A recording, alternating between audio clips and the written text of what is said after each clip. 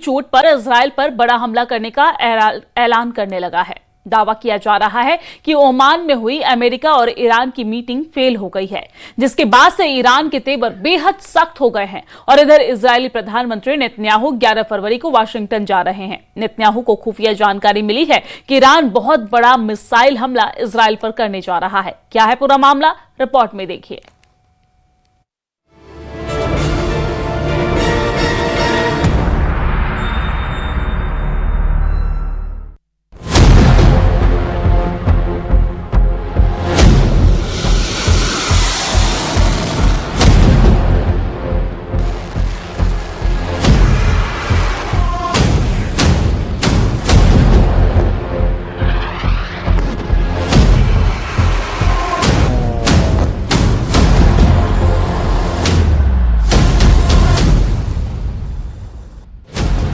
Washington भागे Netanyahu, Khamenei का missile युद्ध।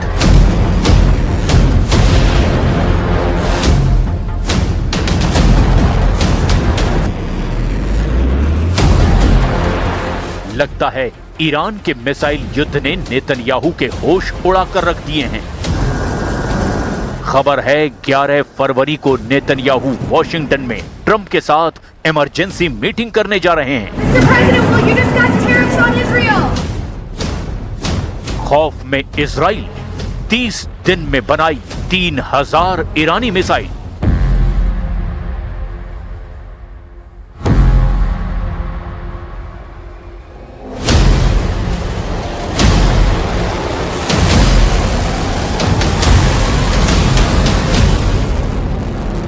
क्या ईरान 30 दिन में 3000 मिसाइलें बनाने लगा है? एक रिपोर्ट ने अमेरिका और इजराइल की नींद हराम कर दी है।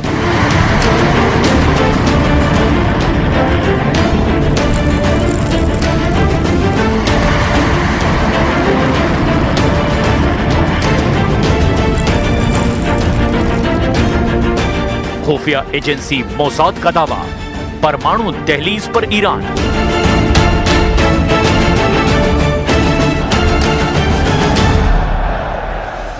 हैरानी की बात तो यह है कि इजराइल की खुफिया एजेंसी मोसाद ने दावा किया है कि ईरान परमाणु बम बनाने के बेहद करीब है और इसे तुरंत रोकना बेहद जरूरी है।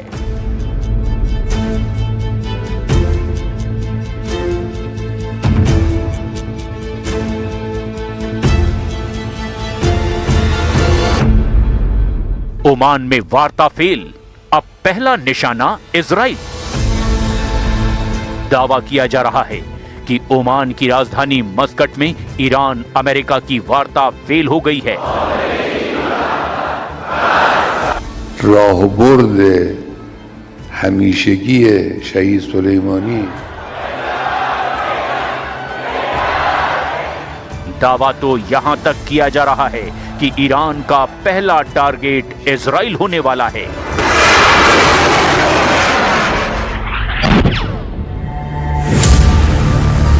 फारस की खाड़ी में ईरान ने खौला दिया समंदर।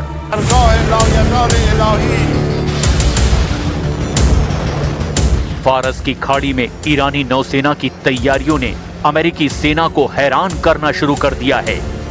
खबर है कि 1000 आत्मघाती ईरानी स्पीड बोट हमले के लिए तैयार हैं। गरीबों की क्रूज मिसाइल से इजराइल पर 100% हमला। ये लगभग तय हो चुका है कि ईरान इजराइल पर 100% हमला करने वाला है।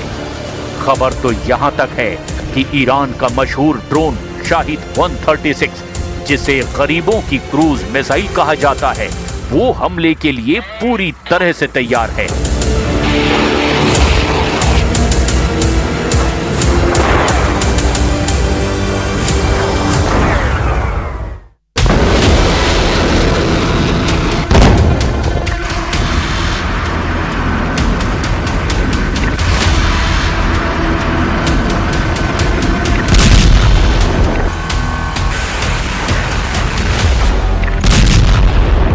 We will not allow this threat to continue. We are with you. We will respond. You have to face severe consequences.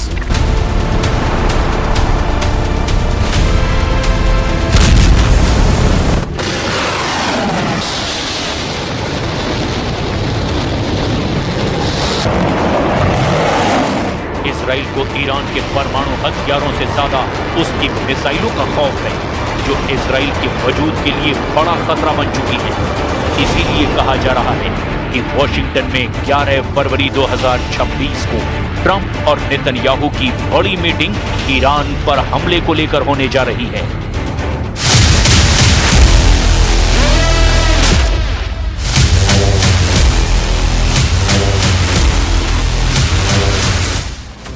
Netanyahu और ट्रंप की मुलाकात के 3 मुख्य कारण भी बताए जा रहे हैं। पहला, ओमान वार्ता पर असंतोष। 6 फरवरी 2026 को ओमान में अमेरिका और ईरान के बीच इनडायरेक्ट बातचीत हुई।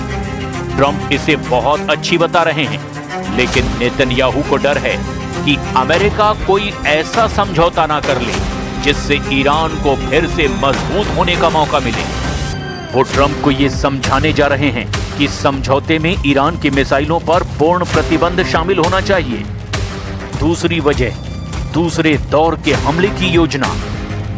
जून 2025 में हुए 12 दिन के युद्ध के बाद इजराइल अब दूसरे दौर के हमलों की तैयारी कर रहा है। नेतन्याहू ट्रंप के सामने 4 सैन्य विकल्प रख सकते हैं। पहला है, ईरान पर केवल इजराइल सीधा हमला करे, अमेरिका बाहर से सपोर्ट करे। दूसरा है, सीमित अमेरिकी मदद के साथ इजरायली हमला। तीसरा है, अमेरिका और इजराइल का संयुक्त ऑपरेशन, या यूं कहें कि ज्वाइंट अटैक। और चौथा है, ईरान के भीतर लक्ष्यों पर सीधा अमेरिकी हमला। इसके साथ ही नेतन्याहू चाहते हैं कि ट्रंप ईरान के तेल व्यापार और धन के स्रोतों को पूरी तरह से नष्ट कर दे, जिससे ईरान अपने प्रॉक्सी समूहों जैसे हिजबुल्ला, हमास और हूथी को पैसा ना भेज सके। इजराइल का मानना है कि कूटनीति केवल ईरान को समय दे रही है। इजरायली खुफिया इनपुट का दावा है कि ईरान परमाणु दहलीज के इतने करीब है कि अगर अभी हमला नहीं किया गया तो भविष्य में उसे रोकना असंभव होगा। इधर ईरान ने स्पष्ट कर दिया है कि यदि अमेरिका हमला करता है तो वो इजराइल को अपना पहला निशाना बनाएगा। این که به ما گفتش میشد در طول سالها هنوز هم میشه که شما حق ندارید غنیسازی کنید. غنیسازی صفر. چرا؟ چون ما نگرانید، ما آمادیم نگرانی ها رو رفع میکنیم. سوال هست جواب میدیم. اعتماد وجود نداره، اعتماد ایجاد میکنیم. इजराइल पर हमले को तैयार ईरान की गरीब क्रूज मिसाइल। ईरान का ड्रोन बेड़ा आज दुनिया के सबसे घातक और कॉस्ट इफेक्टिव यानी कि किफायती सैन्य हथियारों में से एक माना जाता है। ईरान ने अपने ड्रोन बेड़े को न केवल आधुनिक बनाया, बल्कि हाल ही में 1000 नए रणनीतिक ड्रोन अपनी सेना में शामिल किए हैं। जनवरी और फरवरी 2026 के खुफिया रिपोर्ट्स के मुताबिक यूएसएस अब्राहम लिंकन अक्सर अपना रडार और ट्रैकिंग सिस्टम यानी EIS बंद कर देता है। इसे मिलिट्री भाषा में गोइंग डार्क यानी डार्क जोन कहते हैं, ताकि उसकी लोकेशन पता ना चल सके। लेकिन ईरान भी जंग का जबरदस्त बाजीगर निकला है। इजरायली और अमेरिकी खुफिया रिपोर्ट्स के मुताबिक ईरान की मिसाइलें बेहद खौफनाक हैं। जरा इन आंकड़ों और आकलन को देखिए। ईरान की तरफ से हमला होगा, इसे लेकर इजराइल के पास क्या क्या खुफिया इनपुट हैं, जरा वो भी जान लीजिए। इजरायली खुफिया एजेंसियों मोसाद और IDF खुफिया एजेंसी ने ट्रंप को सौंपने के लिए एक विस्तृत स्लाइड डेक और डोजियर तैयार किया है, जिसे लेकर कई दावे किए गए हैं। इजराइल का दावा है कि ईरान उन परमाणु ठिकानों जैसे फोर्डो और नतांज को फिर से सक्रिय कर रहा है, जिन्हें जून 2025 में बमबारी से नष्ट कर दिया गया था। वे अब और ज्यादा उन्नत सेंट्रीफ्यूज का इस्तेमाल कर रहे हैं। खुफिया इनपुट के मुताबिक ईरान हर महीने 3000 बैलिस्टिक मिसाइलें बनाने की क्षमता विकसित कर रहा है। इजराइल इसे अपने अस्तित्व के लिए सबसे बड़ा खतरा मान रहा है। अभी करीब 300 मिसाइलें हर 30 दिन में बन रही है, जो आने वाले दिनों में 30 दिन में 3000 मिसाइल बनाने तक पहुंचने वाली है। इजराइल के पास सबूत है कि ईरान सीरिया और लेबनान के रास्ते हिजबुल्लाह को फिर से लंबी दूरी की मिसाइलों से लैस कर रहा है। इजरायली खुफिया रिपोर्ट्स में यह भी जिक्र है कि ईरान अभी भी अमेरिका और इजरायली नेताओं, जिनमें ट्रंप भी शामिल हैं, इन्हीं को निशाना बनाने की साजिश रच रहा है, जिसका मकसद जून 2025 की हार का बदला लेना है। इजराइल का मानना है कि कूटनीति केवल ईरान को समय दे रही है। उनके खुफिया इनपुट कहते हैं कि ईरान परमाणु दहलीज के बिल्कुल करीब पहुंच चुका है। ईरान के पास अलग अलग मिशन के लिए अलग अलग श्रेणियों के ड्रोन हैं, जो इजराइल के लिए किसी काल से कम नहीं हैं। इजराइल को ईरान की परमाणु क्षमता से ज्यादा ईरानी मिसाइल और ड्रोन का खौफ है, जो मधुमक्खियों के झुंड की तरह से हमला कर सकते हैं। ईरान के आत्मघाती ड्रोन शाहिद 136 को गरीबों की क्रूज मिसाइल कहा जाता है, जो इजराइल के लिए बहुत बड़ा खतरा और सरदर्द बना हुआ है। शाहिद 136 की मारक क्षमता 2500 किलोमीटर है। ये एक कामिकाज़े यानी आत्मघाती ड्रोन है। ये लक्ष्य से टकराकर खुद को उड़ा देता है। इसकी बनावट रडार को चकमा देने में मदद करती है। शाहिद 238 का नया जेट वर्जन ये शाहिद 136 का उन्नत संस्करण है, जिसमें जेट इंजन लगा हुआ है।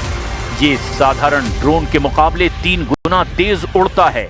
इसकी रफ्तार 500 से 600 किलोमीटर प्रति घंटा तक पहुंच जाती है। शाहिद 238 ये शाहिद 136 का उन्नत संस्करण है, जिसमें जेट इंजन लगा है। इसकी तेज रफ्तार के कारण इजरायली एयर डिफेंस को प्रतिक्रिया देने का समय बहुत कम मिलता है। आराश 2 इसे विशेष रूप से इजराइल के तेल अवीव और हाइफा जैसे शहरों को निशाना बनाने के लिए बनाया गया है। इसमें भारी विस्फोटक ले जाने की क्षमता है। शाहिद 129 ये अमेरिका के प्रेडेटर ड्रोन जैसा है। ये न केवल हमला कर सकता है, बल्कि 24 घंटे तक हवा में रहकर जासूसी भी कर सकता है। मोजर 10 इसकी रेंज 2000 किलोमीटर है और ये 300 किलो तक के बम या मिसाइल ले जा सकता है। ईरान एक साथ 200 से 300 सस्ते शाहिद ड्रोन लॉन्च करेगा, जबकि इजराइल को इन्हें गिराने के लिए अपनी महंगी मिसाइलें खर्च करनी पड़ेंगी। जब इजराइल के डिफेंस सिस्टम ड्रोन को गिराने में व्यस्त होंगे, तब ईरान अपनी मुख्य बैलिस्टिक और हाइपरसोनिक मिसाइलें दागेगा, ताकि वे सुरक्षा घेरे को तोड़कर सीधे टारगेट पर गिरें। एक शाहिद ड्रोन की कीमत लगभग 20,000 से 30,000 डॉलर होती है, जबकि उसे गिराने वाली इजराइल मिसाइल की कीमत लाखों डॉलर में होती है। ईरान इस तरह इजराइल को आर्थिक रूप से भी थकाना चाहता है। कुल मिलाकर ईरान ने 2 ही रास्ते छोड़े हैं, या तो ईरान पर हमला करो, बदले में पलटवार झेलो, या फिर ईरान से बातचीत करो और इलाके को युद्ध की भट्टी बनने से रोक लो।